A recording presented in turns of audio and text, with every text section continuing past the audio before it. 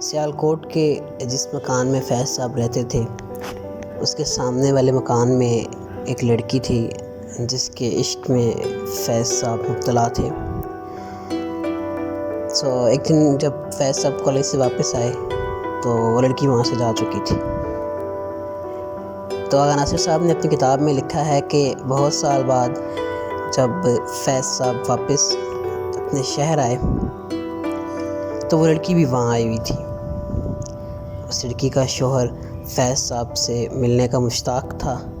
فیض کہتے ہیں کہ میں ان سے ملا تو لڑکی مجھ سے کہتی ہے میرا شوہر کتنا خوبصورت ہے۔ تو اس موقع پر فیض صاحب نے ایک نظم کہی، آ کے وابستہ ہیں اس حسن کی یادیں تجھ سے، جس نے اس دل کو پری خانہ بنا رکھا تھا، جس کی الفت میں بھلا رکھی تھی دنیا ہم نے، دہر کو دہر کا افسانہ بنا رکھا تھا۔ آشنا ہیں تیرے قدموں سے وہ راہیں جن پر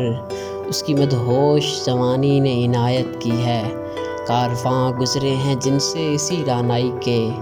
جس کی ان آنکھوں نے بے سود عبادت کی ہے۔ تجھ سے کھیلی ہیں وہ محبوب ہوائیں جن میں اس کے ملبوس کی افسردہ مہک باقی ہے،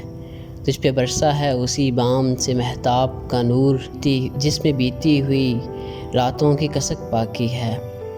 تو نے دیکھی ہے وہ پیشانی، وہ رخسار، وہ ہونٹ،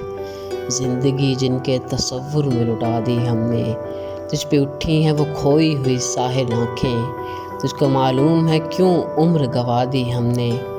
ہم پہ مشترکہ ہیں احسان غم الفت کے، اتنے احسان کہ گنواؤں تو گنوا نہ سکوں،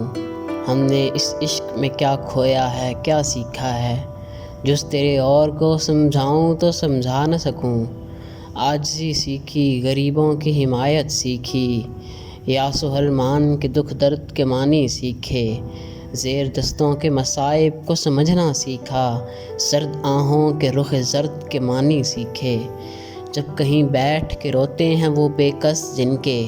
اشک آنکھوں میں بلکتے ہوئے سو جاتے ہیں، ناتوانوں کے نوالوں پہ چپٹتے ہیں عقاب، بازو تولے ہوئے منڈلاتے ہوئے آتے ہیں، جب کبھی بکتا ہے بازار میں مزدور کا گوشت، شاہراہوں پہ غریبوں کا لہو بہتا ہے،